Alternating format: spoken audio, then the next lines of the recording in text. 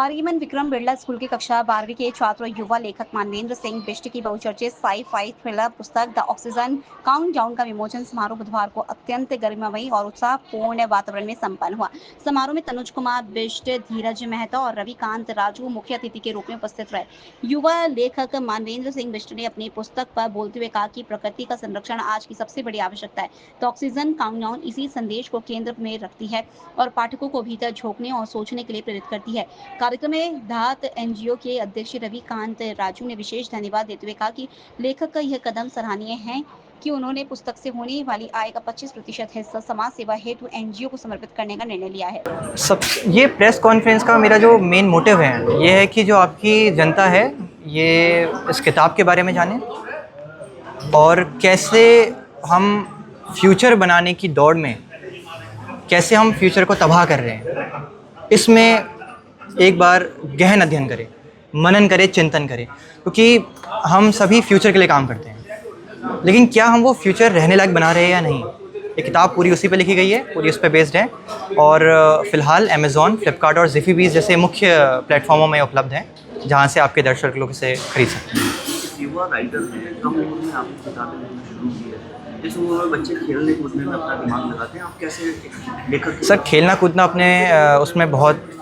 ज़रूरी है और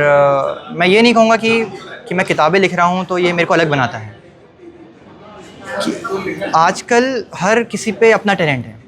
और आजकल तो ऐसी टेक्नोलॉजीज़ भी है हमारे पास कि हम उसको मोनेटाइज़ कर सकते हैं या ज़्यादा से ज़्यादा जनता तक उसे पहुँचा सकते हैं। ये किताब लिखने का मेरा बस एक ही मोटिव था कि जो रैपिड साइंस के अंदर हम काम कर रहे हैं, जो हम इतना टेक्नोलॉजी का यूज़ करके हम देश विदेश में अपना परचम लगा रहे हैं, मैं सिर्फ अपने देश की नहीं, मैं हर देश की बात कर रहा हूँ, तो उसमें ज़रा हम इंट्रोस्पेक्ट करें, उसमें ज़रा हम एक अध्ययन करें कि जिस चीज़ में हम काम कर रहे हैं क्या सिर्फ उसके एडवांटेजेस हैं, क्योंकि ऐसा तो हो नहीं सकता कि सिर्फ एडवांटेजेस और डिसएडवांटेजेस भी हैं और हमको उस पर एक गहन अध्ययन करना चाहिए और सरकार को भी इस पर बढ़ावा देना चाहिए। कि हम लोगों की जो संस्था है धात, इसका एक फुल फॉर्म है development of hidden and amateur talent, और हमारी संस्था 2015 से ही अंडर प्रिविलेज जो बच्चे हैं, गरीब बच्चे हैं जो एजुकेशन नहीं ले पाते हैं प्राइमरी से लेकर के हायर तक, या फिर उनमें किसी तरीके का टैलेंट है, चाहे वो आर्ट हो, क्राफ्ट हो, ड्राइंग हो, डांस हो, या फिर साइंस में उनकी रुचि है या स्पोर्ट्स में रुचि है, तो ऐसे बच्चों को हम थोड़ा सा एक मंच देने का काम करते हैं, उनको आर्थिक सहायता भी प्रदान करते हैं। तो हम पिछले कई वर्षों से 2022 से हम अपने कॉम्पिटिशन्स कभी क्लासिकल का करते हैं, कभी म्यूजिक का करते हैं, कभी आर्ट, कभी पेंटिंग का, इस तरीके के कॉम्पिटिशन आयोजित करते आए हैं। तो इस बार हमारे उत्तराखंड राज्य की 25वीं वर्षगांठ है, तो इस रजत जयंती के अवसर पर हम लोगों ने निर्णय लिया है कि उस महीने में हम 15 नवंबर और 16 नवंबर को उत्तराखंड राज्य स्तर की एक कॉम्पिटिशन कर रहे हैं, जिसमें 7 प्रकार के अलग अलग प्रतियोगिताएं होंगी जो उत्तराखंड के कल्चर पे ही बेस्ड होंगी। जैसे यहाँ का जो पहनावा,